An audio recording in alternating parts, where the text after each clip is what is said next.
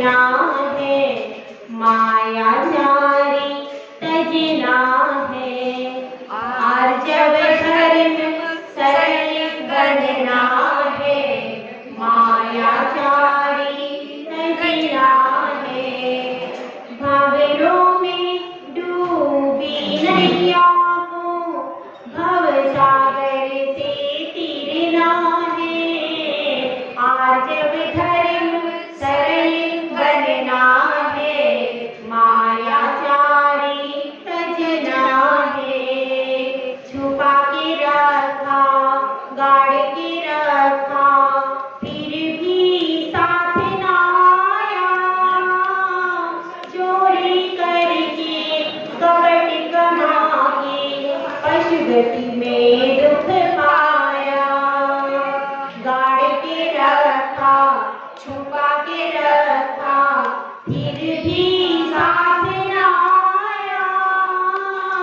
चोरी करके कपट कमा के पशुगति में दुख पाया।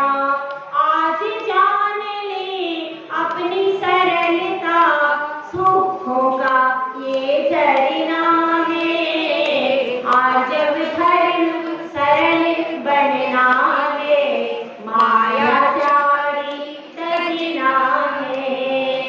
आर्जव धर्म सरल बनना है, माया जारी तजना है।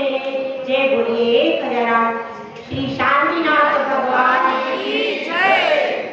परम पूज्य आचार्य श्री आदि सागर जी महाराज की जय। आचार्य श्री महावीर कीर्ति महाराज की जय। आचार्य श्री विमल सागर महाराज की जय। आचार्य श्री तपस्वी सम्राट सन्मति सागर महाराज की जय। आचार्य गुरु सुंदर सागर महाराज की जय। उत्तम 10 लक्षण धर्म की जय। उत्तम आर्जव धर्म की जय। केवल परम पूज्य आचार्य की जय की जय। धर्म प्रेमी भव्यात्माओं, आज उत्तम आर्जव का दिन है कि जिस दिन हम समझते हैं कि मायाचारी को कैसे छोड़ना है और सरलता को किस प्रकार ग्रहण करना है। तो देखिए, हम प्रकृति के रूप की प्रकृति में कहाँ कहाँ मायाचारी है। बादल अपनी धरा से जल ग्रहण करके स्वयं में छुपा लेते हैं। सागर अपने में रत्न छुपा लेते हैं। पक्षी अपने घोंसलों में अपने बच्चों को छुपा लेते हैं।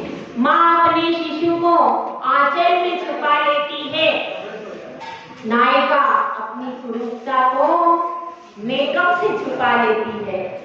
हर जगह माया जाल है और हमारी आत्मा कर्मों का आवरण हमारी आत्मा को छुपा लेता है। इस तरह से जब इस संसार को देखते हैं तो हर तरफ एक माया जाल दिखाई देता है। अब मेरा आप सबसे प्रश्न है,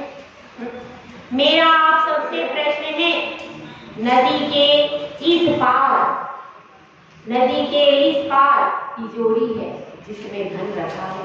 नदी के इस पार आंचल है जिसमें बालक छुपा हुआ है। नदी के इस पार कछुआ है जो अपने अंगों को समेट करके बैठा है। नदी के इस पार पेड़ है जिसकी जड़ें धरती में अंदर तक धसी हुई हैं। अब ये बताइए, नदी के उस पार क्या है? हाँ बताइए, महिला वर्ग से प्रश्न है। महिला वर्ग से प्रश्न है, नदी के उस पार क्या है?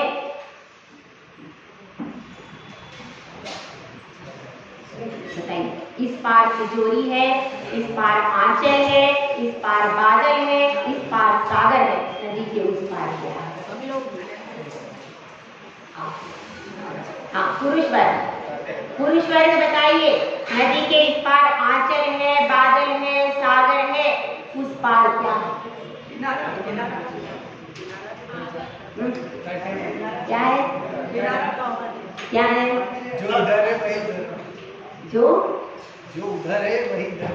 जो उधर है वही इधर है। अच्छा जी, हाँ भाई, अब धर्मेंद्र भैया आ गए। भैया हमारे सवाल का जवाब नहीं मिल पा रहा, हम बहुत परेशान हो गए। हमारी समस्या का समाधान कीजिए। कोई समस्या का समाधान करता है, कोई शंका का समाधान करता है। हम तो स्वयं आप लोगों से शंका समाधान कर रहे हैं। लेकिन हमारा छोटा सा प्रश्न है, कोशिश कीजिए, छोटे से प्रश्न का समाधान कीजिए। बैठिए, देखिए, इस पार तिजोरी है, तिजोरी में धन है। इस पार सागर है, सागर में रत्न छुपे हुए हैं। इस पार बादल है, बादल में जल छुपा हुआ है। इस पार आंचल है, आंचल में बालक छुपा हुआ है। इस पार कछुआ है, कछुआ अपने अंगों को समेटे हुए है। इस पार नायिका है, वह मेकअप से अपनी क्रूरता को छुपाए हुए है। अब मेरा आपसे प्रश्न है, नदी के इस पार यह है, उस पार क्या है? सोचिए, उस पार क्या है?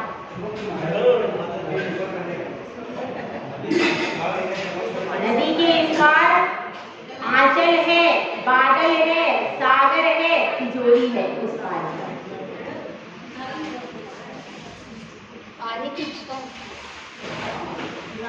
इस पार मायाचारी है, उस पार सरलता। सही समझ में आई बात? इस पार सारा कुछ मायाचारी है, सारा कुछ छुपा हुआ है। उस पार कौन है? उस पार भगवान है। उस पार सरलता है, उस पार वैराग्य है। उस पार सारी अच्छाई है, इस पार मायाचारी है। तो आज हम उसी सरलता की बात करते हैं कि जो कि छुपी हुई नहीं है, प्रकट है, सरल है। सरल बनने का हमारा स्वभाव है। हम वैभाविक परिणति करते हैं, तब मायाचारी के आश्रय लेते हैं। तो जरा सा समझने का प्रयास कीजिए। उस पार सरलता है, हमको उस पार जाना है। जाना है कि नहीं जाना है? अपन सबको किस पार जाना है? इस पार रहना है कि उस पार जाना है? सबको जाना है, सबको अपने को उस पार जाना है। जाना है कि नहीं? सब हमारे साथ में चलना, ठीक है कि नहीं? अपन सबका एग्रीमेंट कर लें कि अपने को उस पार जाना है। अब इस पार भटक करके थक गए हैं, मायाचारी से बहुत परेशान हो गए हैं, तो उस पार जाना है। और उस पार की दुनिया में कौन है? उस पार हमारे परमात्मा बैठे हैं, जो कि सहज है, सरल है, जिनमें कुछ भी छुपा हुआ नहीं है, पूरे दिगंबर हैं, जिनके आगे पीछे सब प्रकार के आवरण हट चुके हैं। कर्मों का आवरण भी हट चुका है, राग द्वेष का आवरण हट चुका है। सारे आवरण को हटा करके वे सहज है, सरल है, स्वाभाविक है। तो हमको परमात्मा की ओर जाना है, और परमात्मा का मार्ग सरलता के द्वार से ही खुलता है। मायाचारी करके कोई आज तक परमात्मा बना क्या? नहीं, कोई भी मायाचारी करके आज तक परमात्मा नहीं बना। परमात्मा हमेशा सरलता के अमृत से ही परमात्मा की प्राप्ति होती है। तो अपन देखें, आज का धर्म है उत्तम आर्जव धर्म। आर्जव धर्म क्या की परिभाषा को देखने का प्रयास करें। ऋजो भावा इति आर्जव, जो सरलता है, सरल भाव है, वही आर्जव धर्म है। जो मन से कुटिल विचार नहीं करता, वचन से कुटिल शब्द नहीं बोलता, और काया से भी सरल रहता है, वह कौन है? वह आर्जव धर्म है। मन वचन काय की सरलता, तीनों योगों की अवक्रता का नाम है आर्जव धर्म। योगों की सरलता, 3 योग हैं जिनसे कर्मों का आगमन होता है। यदि इन तीनों योगों को हम सरल कर दें, तो अशुभ कर्म का आश्रय होना बंद हो जाएगा। केवल सरलता से, सहजता से, यह सरलता इतनी प्रभावी है, सरल बनकर के आप सारे रोगों से मुक्ति पा सकते हैं। माया में तनाव है और सरलता में सहजता, वह एकदम सहज है। सहज रूप जो है वह सरलता का है, लेकिन हम सरलता कहाँ अपना पाते हैं? सरलता स्वभाव तो है, लेकिन क्या हम वास्तव में सरल हैं क्या? अपनी आत्मा से पूछिए। हम सरल बन पा रहे हैं क्या? और सबसे बड़ी समस्या यह है कि मायाचारी को पहचान पा रहे हैं क्या? देखिए, अच्छाई हमेशा अच्छाई का रूप धर के आती है, लेकिन समस्या यह है कि बुराई जब अच्छाई का रूप धर के आती है तो उसको पहचानना बहुत कठिन हो जाता है। कैसे पहचाने कि बाहर तो दिख रही है लेकिन खिजा है? कैसे पहचाने हम? असली बाहर से दिख रहा है एकदम बढ़िया टिप टॉप, लेकिन अंदर क्या है? अंदर का कोई भी जानता नहीं है। बाहर का परिचय कुछ और है, अंदर का परिचय कुछ और है। मन मैला तन उजला, या बगुला की टेक, याते तो कौआ भला भीतर बाहर एक। तो इस तरह की परिणति किसकी होती है? बगुले की परिणति होती है कि बाहर से तो बहुत उजला उजला दिखता है, हम कहते हैं कितना सुंदर दिख रहा है, कितना सफेद, और सफेद सफेद के चक्कर में उलझ जाते, लेकिन वह बाहर से कैसा है? बाहर से सफेद है, अंदर से श्वेत चमकते बाने हो पर मन भी धवल बनाना होगा, माया के बादल को चीरे सरल सूर्य प्रगटाना होगा। ऐसा सरल सूर्य प्रगटाओ कि जो माया के बादल को चीर दे। तो अपन सब मायाचारी कहाँ कहाँ करते हैं, कैसे कैसे करते हैं, इस सब व्याख्यान को थोड़ा सा समझने का प्रयास करें। नमन नमन में फेर है, अधिक नमे बेईमान, दगाबाज दूना नमे, चीता चोर कमान। नमन नमन में फेरे, कोई बहुत ज्यादा मीठा मीठा बोल रहा है, बार बार जय जिनेंद्र बार बार बोल रहा है, बहुत ज्यादा समर्पण दिखा रहा है, एकदम से कहां से आ गया भाई समर्पण। ऐसे होते हैं कुछ लोग कि जब उनका काम होता है तो इतना मीठा बोलेंगे, इतना अपनत्व दिखाएंगे, इतने आपके दुख में रो भी देंगे, ऐसा वो नाटक करेंगे, लेकिन क्या है वास्तव में? वह सच्चाई नहीं। अधिक नमे बेईमान, कौन कौन नमता है? दगाबाज दूना नमे, चीता, चीते को देखा है? डिस्कवरी में देखा होगा, जब चीता वार करता है तो नीचे को झुक जाएगा और एकदम झुक के फिर एकदम जोर से छलांग लगाएगा, एकदम नीचे पूरा झुक जाएगा, और फिर सब सोचेंगे अरे ये तो झुक रहा है, लेकिन वो बाद में छलांग लगा करके और झुक के बिल्कुल शांत बैठ जाएगा, 2 मिनट को रुक जाता है, स्टॉप होता है, और फिर एकदम शिकार भी जब तक सावधान हो जाए कि वो सोचे कुछ, इसके पहले उसके ऊपर तेजी से फास्ट एकदम छलांग लगा करके उसमें झपट्टा मार देता है, चीता झुकता है। चोर भी झुकता है, चोर जब आएगा बहुत मीठा मीठा बोलेगा, बहुत आपको विश्वास दिलाएगा, प्रेम दिखाएगा, आपको जय जिनेंद्र करेगा, बड़े भले ही वह जैन नहीं है, लेकिन जिस समय काम निकालना है, कुछ करना है, तो वह बहुत आपसे दिखाएगा कि हम भी जैन धर्म मानते हैं, ऐसा आप पे प्रदर्शित करेगा, लेकिन उसके इच्छा क्या है कि मैं यहाँ से कुछ चुरा लूं, कुछ ले लूं। तो दगाबाज दूना नमे, चीता चोर, और कमान, धनुष देखा है सबने? धनुष पर जब बाण चलाते हैं तो वह धनुष की उसको आगे खींचना पड़ता है, तिरछा करना पड़ता है। अगर धनुष की वो डोरी अगर सीधी रहेगी तो बाण चल जाएगा क्या? नहीं चलेगा। अपनी जो आकृति है वह भी बंकिम करनी पड़ती है, वह भी तिरछी करनी पड़ती है, और धनुष की डोरी भी तिरछी करनी पड़ती है, तब जाकर के वह बाण छूटता है। उसको भी झुक के, धनुष भी बाण चलाते हैं तो थोड़ा सा झुकना पड़ता है। तो इस तरह से ये 3 चीजें हैं जिनमें व्यक्ति झुकता है, पर झुकने वाला हर समय आपके प्रति समर्पित हो, ये जरूरी नहीं। इसीलिए कह रहे हैं कि पहचानिए मायाचारी किन किन रूपों में आपके सामने आ रही है। देखिए, एक सेठ जी मंदिर में जाप कर रहे थे, बहुत जल्दी जल्दी जाप कर रहे थे, हमको समझ में नहीं आया भैया ओम नमः की भी जाप करते हैं तो थोड़ा तो टाइम लगता है। ये कौन सी ऐसी जाप कर रहे हैं जिसमें कि टाइम ही नहीं लग रहा, क्या बात है?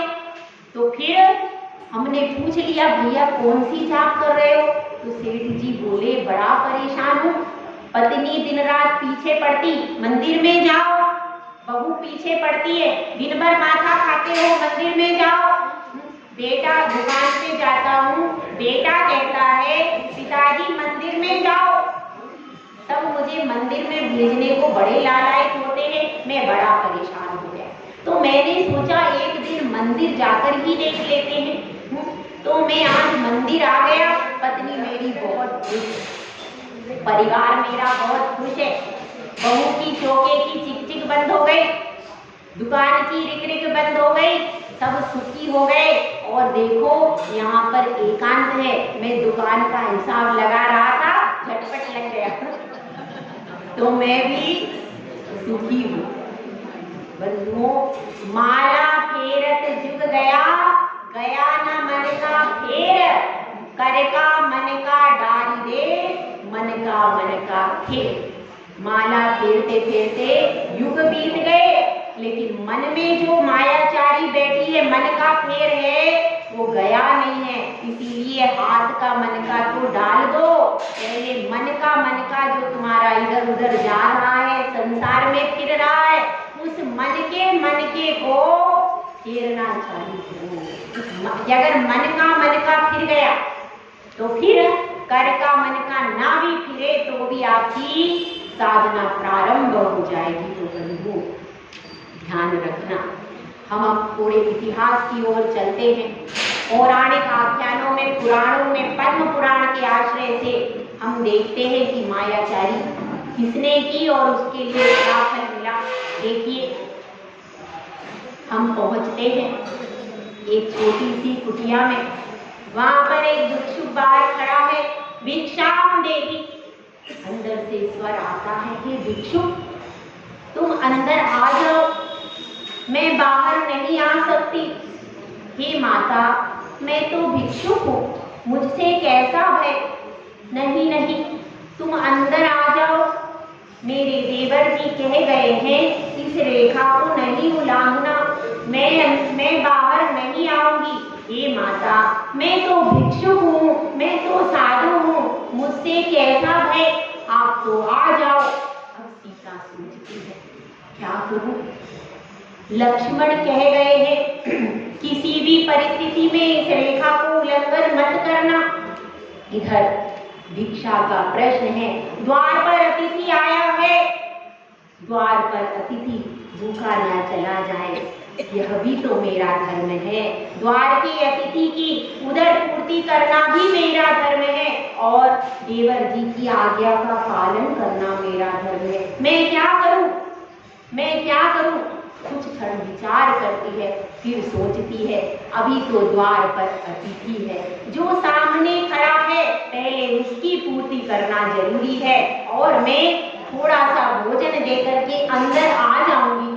ऐसा सोच करके वह लक्ष्मण रेखा के कहती है, लक्ष्मण रेखा के बाहर एक पैर रखती है और उसको लावण भर के ले जाता है। बंधुओं ध्यान रखना, मेरी बेटियों, मेरी माताओं, मेरी बहनों ध्यान रखना, लक्ष्मण रेखा को कभी पार नहीं करना, अपने घर की देहरी को पार मत करना।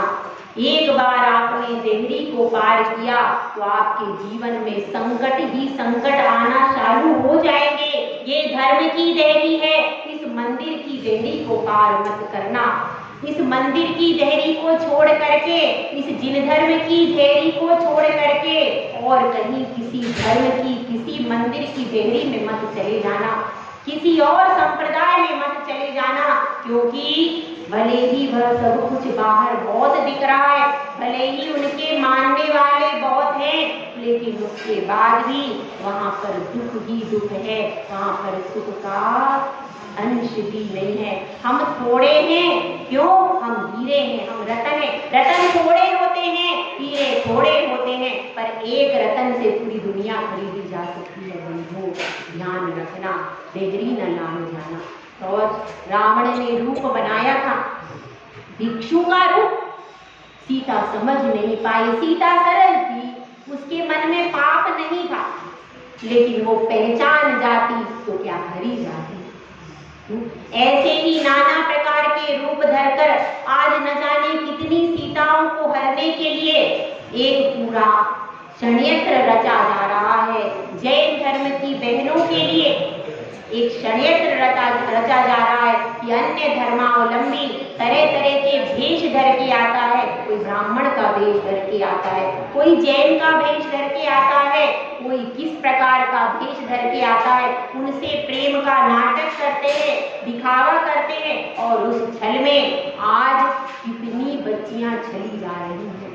हर परिवार से एक एक बच्ची चली जा रही है, और चली जा रही है तो मिथ्यात्व में चली जा रही है।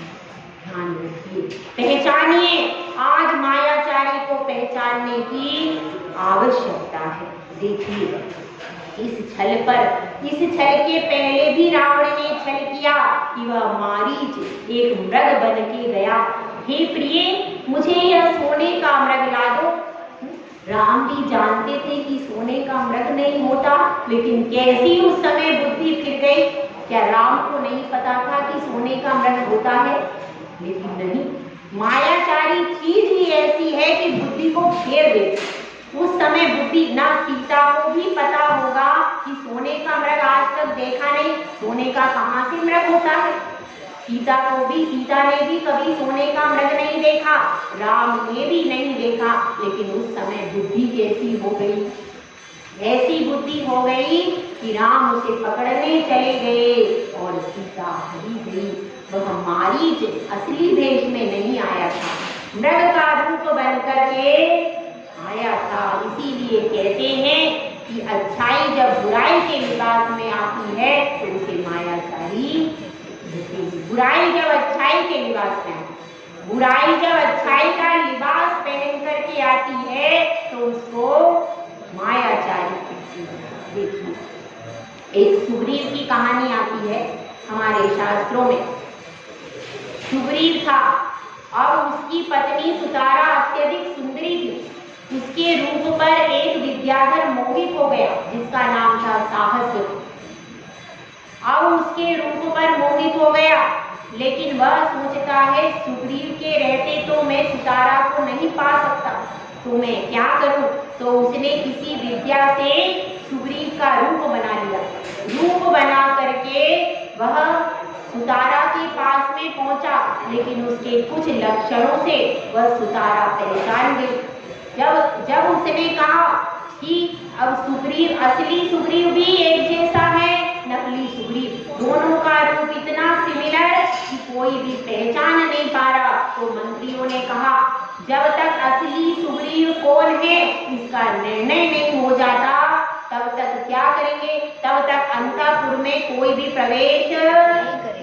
ना असली सुग्रीव प्रवेश करेगा ना नकली सुग्रीव, क्योंकि रानी के शील का प्रश्न है। इसलिए दोनों सुग्रीव को बाहर रखा गया, एक भी सुग्रीव अंदर प्रवेश नहीं कर सकता।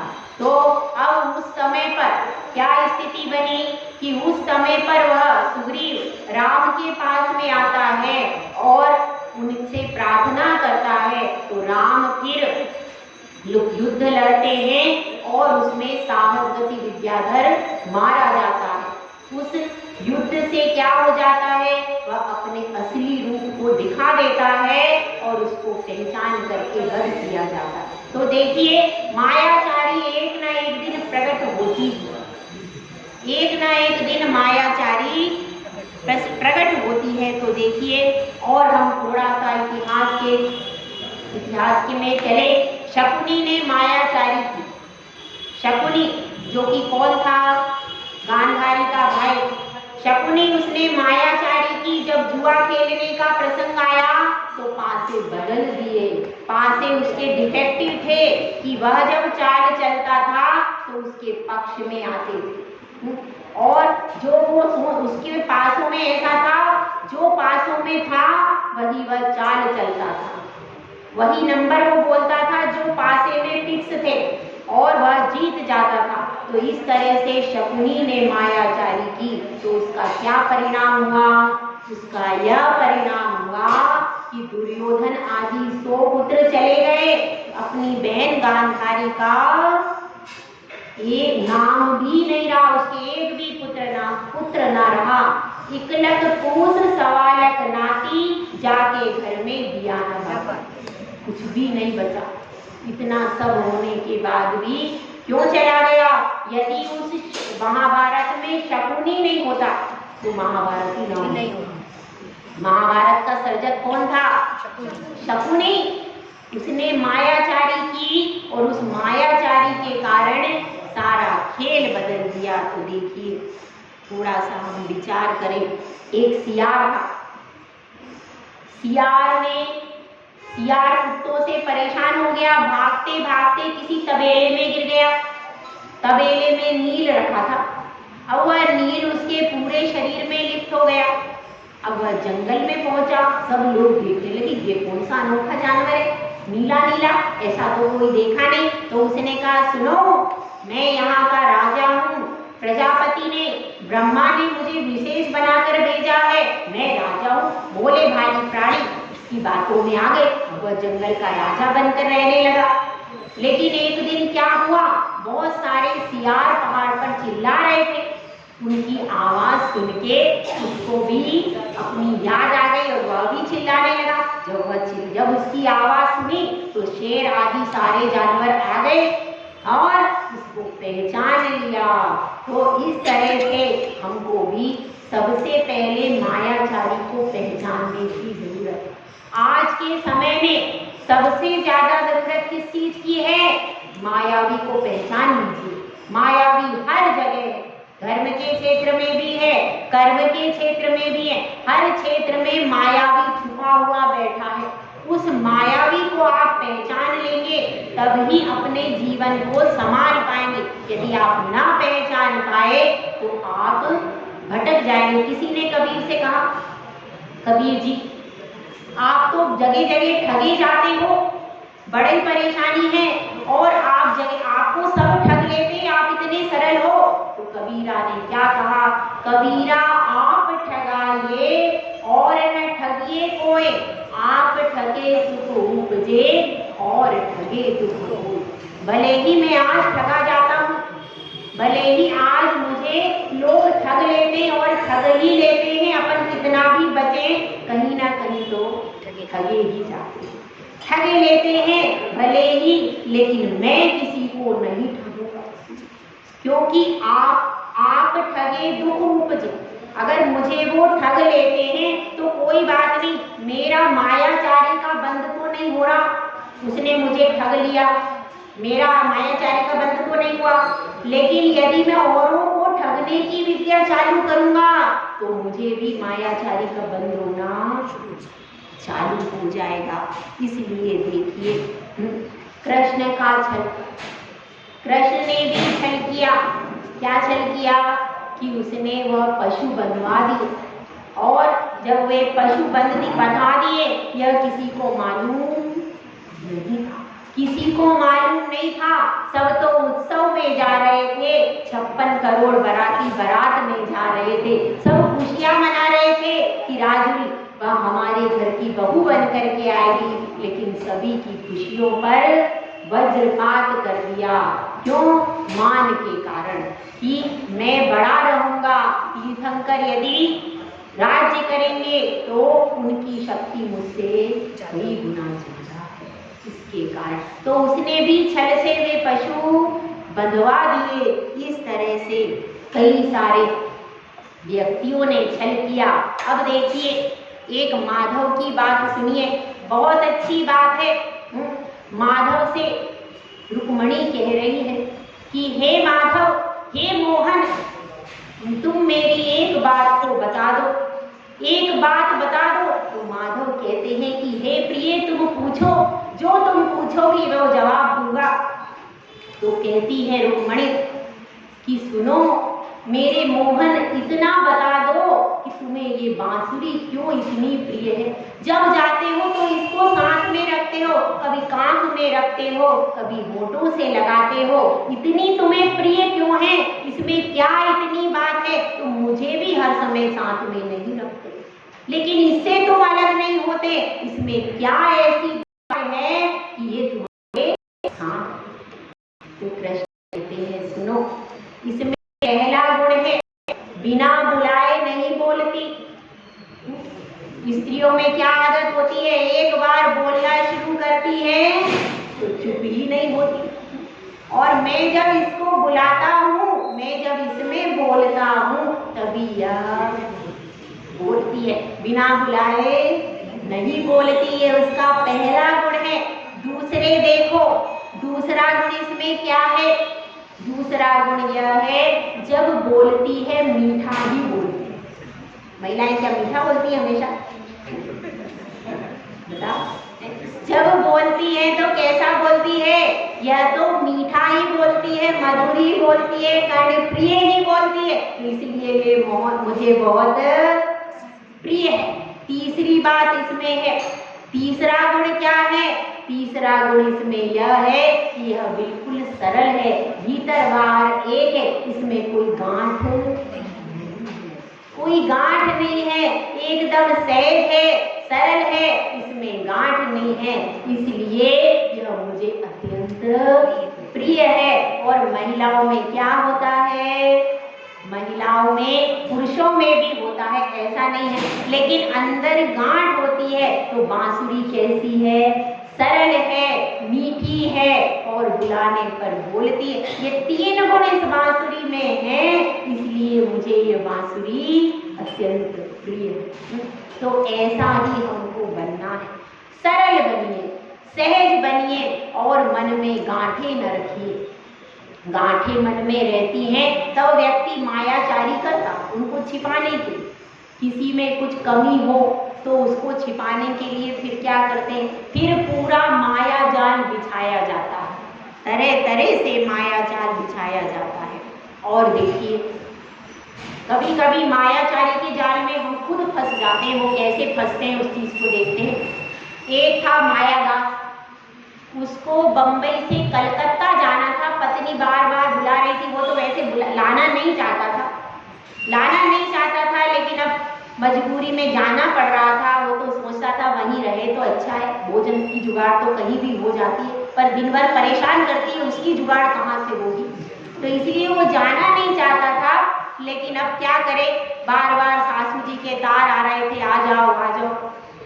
तो वह उसने सोचा भाई ठीक है, अब मैं लेने ही चला जाता हूँ, जाना तो मुझे है ही। तो अब वह निकला और उसके पास बहुत शॉर्ट नोटिस था, बहुत कम समय था, तो रिजर्वेशन वगैरह नहीं करवा पाया और उसने कहा ऐसे ही डब्बे में घुस जाएगा। अब उस समय क्या हुआ, मेला लगा हुआ था, ट्रेन में इतनी भीड़, पैर रखने की जगह नहीं। उसने कहा मैं क्या करूं, यहाँ तो अंदर घुसना भी भारी है, सब जगह फुल रश है। तो उसने क्या किया, एक चाबी का खिलौना खरीदा, सांप, बिल्कुल हूबहू सांप जैसा दिख रहा, और उसकी चाबी घुमा दी, चाबी घुमा के उसको खिड़की से डाल दिया। अब उस समय इतने यात्री फुल भरी, अब उसमें उसने सांप डाल दिया। बच्चा एक छोटा सा चिल्लाया, सांप सांप सांप। बस अब किसको फुर्सत कि उसमें देखें असली है कि नकली है कि क्या। एक सुना, सुनते ही सब लोग डब्बे से उतर गए। डब्बा बड़े प्रसन्न हो गया अपना, तो लंबी डब्बे में आराम सामान रखा, लंबी सो। सुबह भी बीत गई, दोपहर का समय हो आया। अब मायादास जी की नींद खुली, उन्होंने सोचा अब तो कलकत्ता आने ही वाला होगा, कलकत्ता पहुंच ही गया होगा। तो खिड़की से देखते हैं, बाहर आवाज आ रही, चाय चाय। उन्होंने कहा बस पहुंच गए, बड़ा स्टेशन दिख रहा है ये भी। तो वो देखते हैं, बाहर से झांकते, भैया कौन सा स्टेशन है? आधी आंखों में नींद है, तो पूछ रहे भैया कौन सा स्टेशन है? अरे आप इसी में बैठे हो, ये तो बंबई है। अच्छा, अरे मैं तो ट्रेन में बैठा था रात को, अभी तक कलकत्ता नहीं आया। अरे आपको पता नहीं, इस डब्बे में सांप निकला था, बहुत बड़ा सांप, इसीलिए डब्बे को प्रेम से काट के अलग कर दिया। देखिए, मायाचारी करने पर खुद ही अपनी मायाचारी में फंस जाया करते हैं। इसलिए बंधु, मायाचारी को छोड़ना, भले ही हमारे साथ बहुत से लोग मायाचारी करते हैं, उनसे हमारे कर्म का बंध नहीं होगा, क्योंकि कहा गया है माया त्रेय योनियस। हम तो अपने आगम के अनुसार चले, हम अपनी राह न बदले। हाँ, इतना जरूर कोशिश करें कि मायाचारी को पहचानने का प्रयास करें, हमारी पहचान को कोशिश करें, लेकिन स्वयं मायाचारी करके मायाचारी को पहचानने की कोशिश नहीं करें। क्योंकि अगर हम मायाचारी करेंगे तो क्या होगा? पशु गति में जाना पड़ेगा। त्रियंश गति हमारे लिए तैयार है मायाचारी करने की कारण। इसलिए ध्यान रखना है कि मायाचारी को तजना है। तो अब इसमें समझते हैं हम एक छोटी सी कहानी के माध्यम से, जो कि बहुत पुरानी कहानी है, हमने अपनी बाल भारती में पढ़ी थी, लेकिन वो बहुत प्रासंगिक है और हृदय परिवर्तन करने वाली कहानी है। बाबा भारती की कहानी आप सबने भी पढ़ी हो। थोड़ा सा एक बार उसके भावार्थ को समझने का प्रयास करते हैं। एक थे बाबा भारती, उनके पास एक घोड़ा था, घोड़े का नाम था सुल्तान। उनको अत्यंत प्रिय था। भले ही वे सन्यासी थे, नगर के बाहर रहते थे, जन सामान्य से वे कुछ भी नहीं लेते थे, अपना थोड़ा बहुत राशन और बस उनका घोड़ा, बस वो घोड़ा बहुत प्रिय था उन्हें, सुबह शाम। और जितना बाबा भारती सुल्तान को प्रेम करते थे, सुल्तान भी बाबा भारती को बहुत प्रेम करता था। दोनों की जोड़ी थी।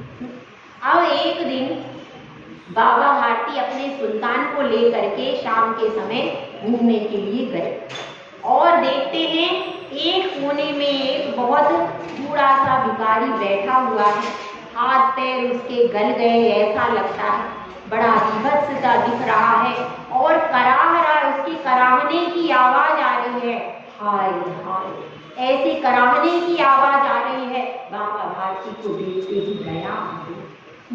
वो तो वैसे भी घर बार छोड़ करके रहते थे, करुणा का अवतार थे, उनको दया आ गई और वह दया के वशीभूत होकर के पूछते हैं, हे भैया कौन हो तुम?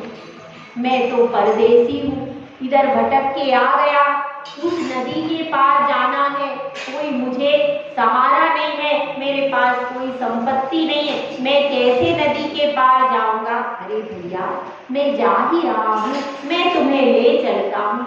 ठीक है बाबा, आपका बड़ा उपकार होगा, आप मुझे ले चलो। बाबा ने उसको घोड़े पर बिठा लिया। घोड़े पर बिठा करके कुछ दूर चले, अचानक आवाज आती है, जोर के अट्टहास की आवाज आती है, बाबा भारती देखो मैंने ले लिया तुम्हारा सुल्तान, मैं अब तुम्हारा सुल्तान ले चला। ओ बाबा भारती सुनो, बाबा भारती कहते हैं घोड़े की एड़ बाद में लगाना खटक से, पहले मेरी एक बात सुन लो। क्या बात है बाबा भारती? अब तुम्हें सुल्तान नहीं दूंगा, तुम क्या समझते हो अब तुम्हें मैं वापस सुल्तान दूंगा? ऐसा बढ़िया घोड़ा तुम्हारे लायक भी नहीं, तुम सन्यासी, तुम्हें घोड़े की क्या जरूरत? अब मैं ये सुल्तान तुम्हें नहीं दूंगा, क्या कहते हो कहो? बाबा भारती कहते हैं तुम घोड़ा ले जा रहे हो, ले जाओ, मुझे उस सुल्तान की कोई बात नहीं करना, मुझे तो सिर्फ एक बात ये तुमसे कहना है कि जिस तरह से तुमने मुझसे सुल्तान लिया है, ये बात किसी को ना कहना, ये बात नहीं कहना। क्यों ऐसा कह रहे हैं आप? इसमें क्या बात है? अगर मैं तो डाकू हूँ, रात दिन न जाने कितनी चोरियां करता हूँ, इसमें क्या खास बात है? नहीं, अगर तुम यह बात दुनिया को बता दोगे तो दीन दुखियों से लोगों का विश्वास उठ जाएगा, फिर कोई दीन दुखी की सहायता नहीं करेगा, फिर कोई गरीबों की मदद नहीं करेगा, दुनिया से दया धर्म उठ जाएगा। इसलिए सुनो, ये बात किसी को ना बताना। खडक सिंह सोच रहा है, थोड़ा सा विचार करता है और फिर कहता है ठीक है बाबा भारती, मुझे तो सुल्तान लेना था, अगर तुम कहते हो तो मैं किसी को नहीं बताऊंगा। घोड़ा वो ले चला। घर के बाहर सुल्तान बना है, अंदर डाकू खड़क सिंह। सुल्तान को भी नींद नहीं आ रही है, मेरे बाबा भारती कैसे होंगे। इधर खड़क सिंह को भी नींद नहीं आ रही है, उसकी भी आंखों से नींद उड़ रही है। सोच रहा है मैं कब तक छल करता रहूंगा, कब तक माया करता रहूंगा। आज मैंने एक सन्यासी को छला जो कि गांव के बाहर रहता है, जिसे दुनिया से कोई मतलब नहीं है, अकेला रहता है, अपनी छोटी सी कुटिया में थोड़ा सा अपना भोजन करता है, जप तप करता है। ऐसा वह जीव है, उसको मैंने छला। याद रखना, जब कोई साधु पुरुष चला जाता है तो डाकू भी चैन की नींद सो नहीं पाता। तो वह सात्विक पुरुष थे, सरल पुरुष थे, उनको छल तो लिया, पर छलने के बाद जो पश्चाताप हो रहा है उससे रात दिन वह छटपटाता रहा। और जैसे ही सुबह भी नहीं हो पाई, सुबह का ब्रह्म मुहूर्त हुआ, उसने सुल्तान की डोरी पकड़ी और सुल्तान को बाबा भारती के पास पेड़ पर बाहर बांध के, अंदर जाने की हिम्मत नहीं, बाहर आश्रम था उनका, आश्रम के बाहर उसे बांध गया। अब घोड़े के नहलाने की आवाज सुनी, बाबा भारती एकदम प्रसन्न हो गए। बाहर आते हैं, अरे सुल्तान तू क्या बिना कहे आ गया? अरे तू डाकू खड़क सिंह के पास था, बिना कहे क्यों आ गया? तुझे बोलकर आना चाहिए, ऐसे बिना कहे क्यों आ गया? तो सुल्तान सिर हिलाता है, पीछे से डाकू खड़क सिंह आ जाता है। बाबा भारती आप मुझे क्षमा करना, मुझसे गलती हुई, ये लीजिए आपका सुल्तान। अब बाबा कहते हैं, अरे मैं तो सन्यासी हूँ, तुमने सही ही कहा, मुझे घोड़े से क्या प्रयोजन है, इसे तुम ही ले जाओ। पर वह कहता है कि नहीं, मैं इसे नहीं रख सकता, ये तो सात्विक है, सरल है, मेरे यहाँ का पानी भी इसने नहीं पिया, यह तो आश्रम में अन्न जल का इसने त्याग कर दिया और मेरा पानी भी यह नहीं पीता है, क्योंकि जो सरल होता है वह सरल के साथ ही रहना पसंद करता है। यह तो आपकी संगति में ही रहेगा, आपके आश्रम का ही पानी पिएगा, मेरे घर का तो सब कुछ अशुद्ध है, माया से भरा है, पाप की कमाई है, इसीलिए आपका सात्विक धन आपको दे देता हूँ। और फिर क्या हुआ, उसका हृदय परिवर्तन हो गया। उस डाकू खड़क सिंह ने फिर चोरी करना छोड़ दिया। ध्यान रखिए, मायाचारी कभी भी शाश्वत नहीं रहती है, जब होती है तो फिर अत्यंत दुख का देने वाली होती है। इसीलिए हमको समझना है, मायाचारी को पहचानने का प्रयास कीजिए, स्वयं सरल रहिए, मायाचारी के प्रभाव में मायाचार मत कीजिए।